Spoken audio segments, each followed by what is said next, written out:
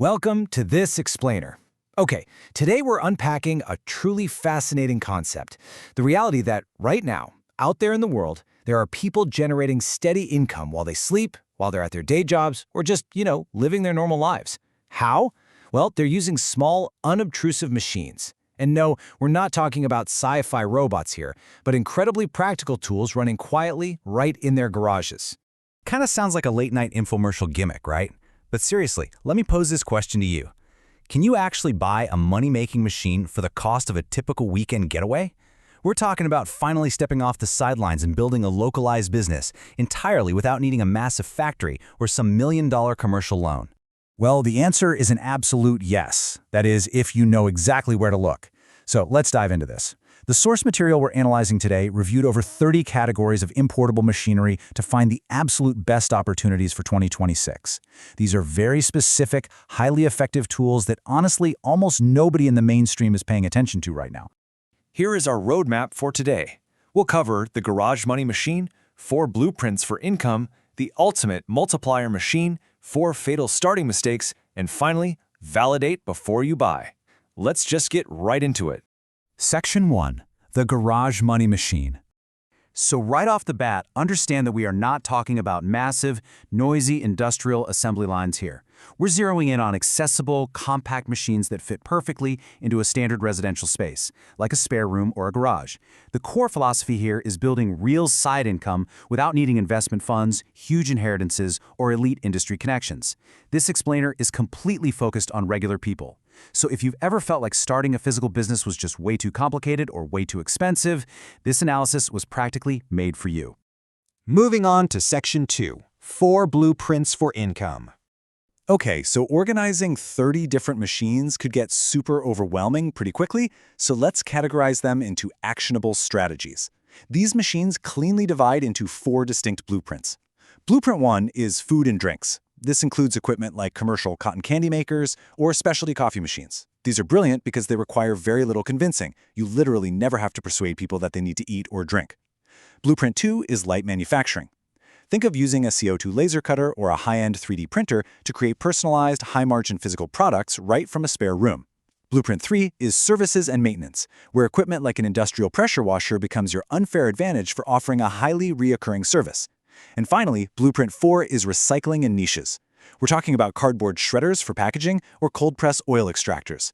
These present incredible, low-competition opportunities simply because almost nobody is looking there. To give you a concrete idea of how accessible this really is, let's look at a real number. $800 to $2,500. That's the FOB cost, meaning the base price before shipping of a compact imported nugget ice machine from our food and drinks blueprint. Now, we all know people who are absolutely obsessed with chewing that specific type of soft, crunchy flake ice, right? Well, that obsession has created a massive trend for cafes, yet a lot of local spots don't offer it because the name brand commercial machines are just astronomically expensive. For the cost of a modest weekend vacation, you could buy one, rent it out to a local cafe for a flat monthly fee, and instantly become a supplier. But hold on, before you run off to buy a bunch of equipment, we kinda need to shift your mindset a bit. As author Morgan Housel astutely points out, people don't change as much as we think. The businesses that work are the ones that solve a constant human need. We really have to stop chasing fleeting TikTok trends. The businesses that actually survive and thrive long-term are the ones solving constant, enduring human needs. Eating something good, looking good, saving time, or just feeling taken care of. Which brings us to Section 3, the ultimate multiplier machine. So out of all 30 machines analyzed in the source data, there's this one that just totally stands apart from the rest.